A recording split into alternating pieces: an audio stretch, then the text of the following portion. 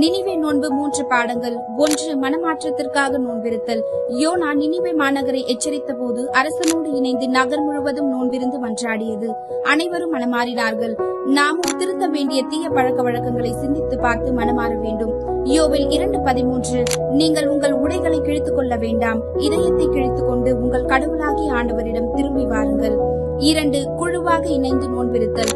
நினிவே அரசர் துவங்கி பாமரர் வரை அனைவரும் ஒன்றாக இணைந்து கடவுளின் இரக்கத்தை வேண்டினார்கள். நம்முடைய குடும்பம், நண்பர்கள், திரு அவை என குழுவாக இணைந்து நோன்பிருந்து ஒன்றித்து ஜெபிப்பது வலிமை. 2 குறிப்பேடு 7:14.